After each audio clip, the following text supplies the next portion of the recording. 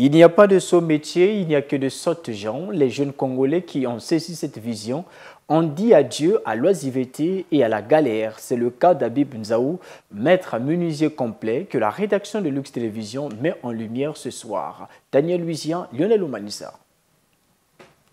Amoureux des métiers du bois, Maître Habib s'est fait une carrière qui force l'admiration. Il se lève tôt au matin pour se rendre aux différents endroits où il a des chantiers. Cette flamme au métier du bois, il la caresse depuis sa tendre enfance. Je suis dans le métier, cela remonte à 16 ans de cela. C'était en 2006. C'était en 2006 que j'ai commencé l'apprentissage. Mais cela remonte à un peu plus loin dans le temps. C'est depuis quand j'étais enfant. Depuis quand j'étais enfant, en fait, papa était un peu genre bricoleur. Papa avait un peu... Il n'était pas ouvrier. En passant, il était militaire. Mais à la maison, il ne manquait pas un marteau, il ne manquait pas une scie. Donc du coup, quand tu bricolais, moi aussi, cela m'inspirait. Cela m'inspirait et de mon côté aussi, j'essayais de faire quelque chose. Tout petit, je m'arrangeais à fabriquer des petites voiturettes. La menuiserie n'a pas été son champ d'exode. Quoiqu'étant sur le banc de l'école, le jeune Habib, élève de classe de seconde, était déjà tenancier d'un atelier de garnissage. J'aime en fait le bois. Quand j'ai commencé avec le métier du bois, j'ai d'abord commencé à apprendre le garnissage.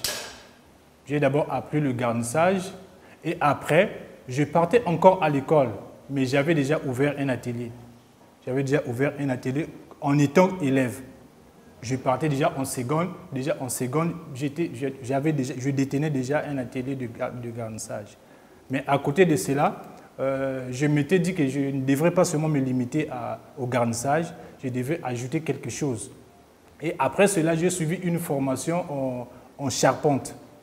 Quand j'ai appris la charpente, une fois fini, mais je me sentais quelque part limité. Pourquoi? Parce que je me rappelle une fois, je faisais une prestation vers le péage de Mengo. Une fois la maison faite finie, j'ai fini d'étoiler, le monsieur me demande si je pouvais faire bien les cadres et les ouvertures en fait. En ces temps-là, je ne savais pas encore comment fabriquer des portes, des fenêtres, je ne savais pas encore faire des ouvertures. Et quand il m'avait demandé si je pouvais le faire, je ne pouvais pas. Je lui ai dit, ah, je ne peux pas faire. Il m'a dit, mais comment ça, tu es déjà dans le métier, mais tu peux bien apprendre. C'est comme s'il m'avait inspiré. Vu que j'étais déjà dans le bois, j'aime déjà le bois, cela m'avait donné la volonté de m'apprendre, de me donner encore. Je me suis fait former en menuiserie, donc je suis un peu complet en métier de bois. Le travail assure l'indépendance. Oui, ce jeune homme de la trentaine révolue prend soin de sa famille par le gain que lui procure son métier. Le travail est en quelque sorte le père et la mère. Donc du coup, de mon côté aussi, ça me permet de subvenir à tous mes besoins. Notamment avec ce métier, j'ai pu honorer mon épouse. Je l'ai mariée avec ce métier. C'est déjà quelque chose. Et de l'autre côté, le Seigneur a permis que nous puissions aussi avoir plus d'un terrain. Donc, c'est déjà quelque chose que je pourrais souligner. Étant devenu lui-même un exemple, Maître Habib invite les jeunes Congolais à se former pour ne pas être tributaires des autres. Mais cela passe par une ferme volonté. Je donnerai mon exemple. Ce que les parents ont eu à faire pour moi, payer comme formation, c'était le garnissage. Concernant la menuiserie, la charpente, mes parents n'ont pas payé.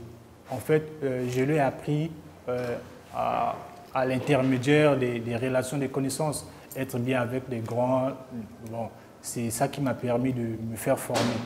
De mon côté, je suis prêt à rendre l'appareil aux jeunes qui ont de la volonté.